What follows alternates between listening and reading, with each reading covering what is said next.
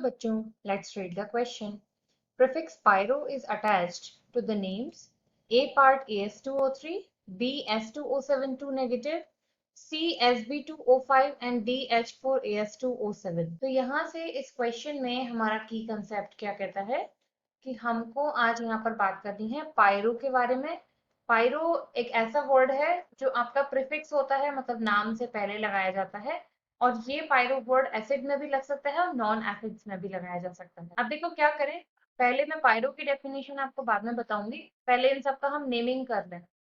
ए हमको यहाँ पर दिया हुआ है As2O3, जिसका नाम होता है आर्सेनिक ट्राइऑक्साइड। 3 ऑक्सीजन गिवन है तो ये क्या हो जाएगा, आर्सेनिक ट्राइऑक्साइड। बी पार्ट हमको यहाँ पे दिया हुआ है S2O7 2 नेगेटिव, जिसको हम लोग बोलते हैं डाई सल्फेट आयंस। तो यहाँ पर डाई सल्फेट आयन ये हो जाएगा।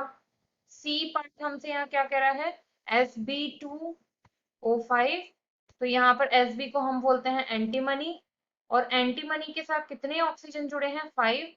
5 को हम बोलते हैं पेंटा, और O हमारा हो जाएगा यहाँ से ऑक्साइड, एंटीमनी पेंटा ऑक्साइड।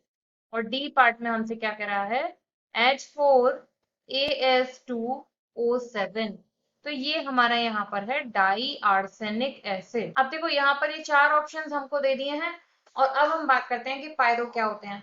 तो देखो अगर हम बात करें, पायरो वो कंपाउंड्स हैं जो ओनली सल्फेट्स एंड फॉस्फेट्स में ही लगाए जाते हैं।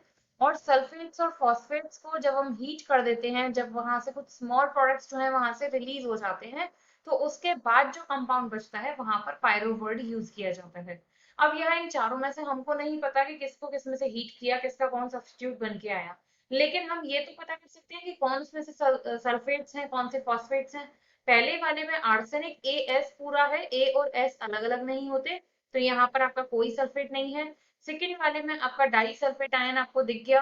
थर्ड वाले में एंटीमनी है, तो यहाँ भी आपका सल्फेट फॉस्फेट में से कुछ भी नहीं है। फोर्थ वाले में भी नहीं है, तो आपका करेक्ट आंसर यहाँ से कौन सा हो जाएगा, answer B. I hope you understood well. Thank you.